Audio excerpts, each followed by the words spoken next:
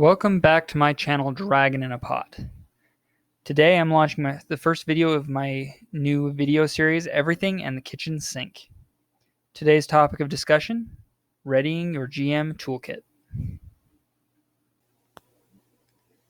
So the first thing when I'm talking about your GM Toolkit is how do you tell a story? What stage do you want to present to your players? Are you wanting to present the stage of theater of the mind, where you're giving full Shakespearean detail, or worse yet, do Victor Hugo's over detailed description of the worlds and the setting that they're playing in to a point where they can vividly picture in their mind exactly where they are in reference to everything? Or do you rely more on pictures and images, hand-drawn maps, to give the players a feel of where they are, how they're interacting? Do you do pictures and sketches, blending the two together? Or are you required, due to distance or circumstance, are you required to use digital methods where you're having to text, email, or use mediums such as Google Drawings to share the stage that you're presenting to your players? These are things you need to have in mind and figured out well in advance of telling your story, so that your players can envision the world that you're presenting to them and invest in it. This allows them not only to characterize the PC that they're playing, but also be able to understand how the world you're presenting operates well enough to piece together the story and how they're supposed to solve the problem at the end of your adventure. Once we know how the world is being presented to your players, then we need to discuss the personal reference tools you're going to need on hand to be able to describe this world effectively to your players. The first tool I find very helpful to have on hand are reference maps, whether they are for a specific building or structure, or whether they're for a larger area such as a regional map. These are incredibly useful whether you're using them as a combat map personally or for the players, or if you're just using it as a personal reference sketch. It can be as simple as a couple of rectangles put together so that you know that your players are on this side of the spaceship rather than the other. It's completely up to you how detailed these need to be, but I find them incredibly useful to give yourself an idea and consistency when describing to the players where they are in reference to the rest of the world, or rather in relation to the rest of the world. Whether they're out in space exploring derelict space stations, or just delivering a letter across a kingdom. These cohesive elements can help make or break a story on the part of the GM. Next, I like to have a detailed story plan, at least in the form of bullet points. I like to know where I plan for the players to be during certain parts of the adventure.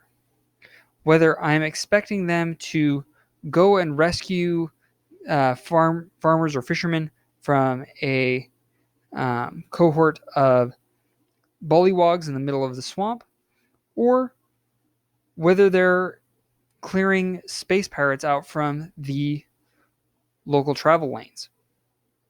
These are important so that you know where the players are in relation to the story you're trying to tell, and keeping in mind that they want to be the center of your story, regardless of how important they are to the world at large. The next detail I like to add is what I refer to as an NPC reservoir. This includes the villains that you want to have them running into either in that particular adventure or overall. Whether you're dealing a Moriarty campaign where they never see the big bad, except maybe at the very, very end. Or are they dealing with a Darth Vader villain who is constantly making appearances and is brute forcing his way into trying to force them to submit to his will. And then on top of that, I like to prepare a list of what I refer to as throwaway names. So when the players decide to try and conscript or convince their jailer to let them go, I can assign one of those throwaway names to this originally unimportant NPC and allow them to interact with him and be able to apply a personality to him on my end. And if things go very well, I can later pull on that NPC and bring him in later and pull at the player's heartstrings by either making him be punished for letting them go or failing in his duty in some format, or whether he becomes a reoccurring help character to the players. And lastly, I like to have on hand sticky notes or some writing medium on hand, whether notebook or something similar, that I can be making detailed notes of, again, if they make one of these guards or goblins a important character that they've emotionally invested in, I can again later turn and pull on those heartstrings, allowing them to further emotionally invest in the story I'm telling. So now that we've discussed how you're telling your story and how you're preparing for telling your story, we need to talk presentation tools. Are you going to need battle maps? Whether we're talking high detail battle maps that are more like a blueprint for space station and sci-fi, or whether we're talking basic woodland sketches for giving your players an idea where they can go to haggle their opponents from treetop. And you also, with that, need to figure out what kind of miniature figures you want to use. Are you wanting to do the two-dimensional self-made flat minifigures, or do you want to invest in the higher end store-bought models?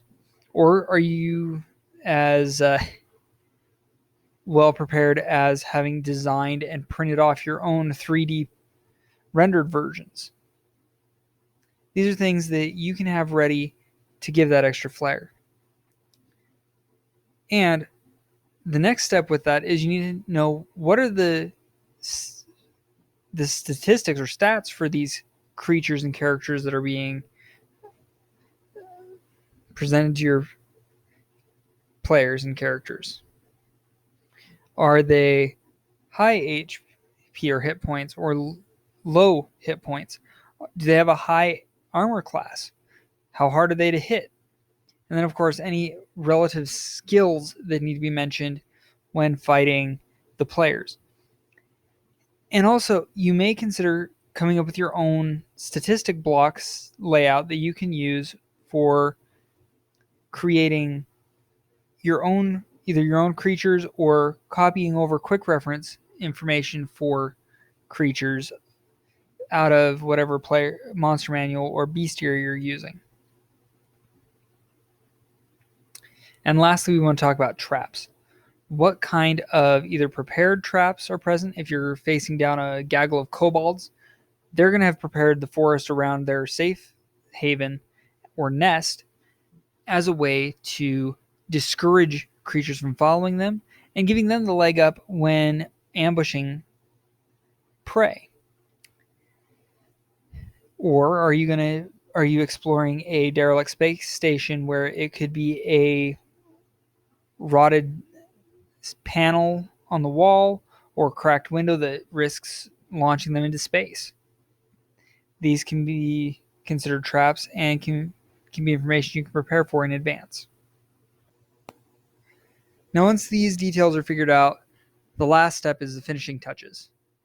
Whether you're talking themed snacks that could range from lembas bread or hardtack to homemade stews for fantasy settings, or if you're doing a modern apocalypse setting, you can do something where they're eating out of a can, whatever that may be, whether it's cold soup or refried beans. You could even just have decent meals prepared and just serve them in the cans just for the thematic sake of it. Or if they're going to sci-fi, you could do something along the lines of dehydrated or freeze-dried snack packs easily obtained from Walmart in the form of banana chips or similar, or freeze-dried strawberries. Or if you have a specialty store nearby where you can get it, often MREs or freeze-dried ice cream are an amazing touch. After that, you have the finishing touches of handouts. How are you presenting the story to the players? Are you sending, again, going fantasy, have you prepared on homemade parchment or aged paper a letter from an ancient wizard or from a particular patron, hiring them for a job? Or are you preparing specialty maps that are, again, for sci-fi? Are you emailing it to them and they have to access it on their cell phone or tablet? Do you have any music in the background? For horror, have you looked up the latest horror movie soundtrack and have that downloaded and ready for the high tension moments? Or for high fantasy, do you have the latest Lord of the Rings or Hobbit soundtrack that you're going to have running in the background? These are things that you can use to adjust tension depending on whether you're wanting a slow, calm setting or high tension from your favorite video game boss fight. These can change dramatically the feel of the encounter or the combat scenario. So I want to thank you for joining me here on this video of the everything in the kitchen sink. I hope these tips and tricks will help you when preparing for your sessions. I would invite you to subscribe so that I can continue to provide you with similar content, and comment below on anything that you think I missed or that you think I need to do a video on at a later date. And I look forward to seeing you soon on my next video. This is Dragon in a Pot, signing off.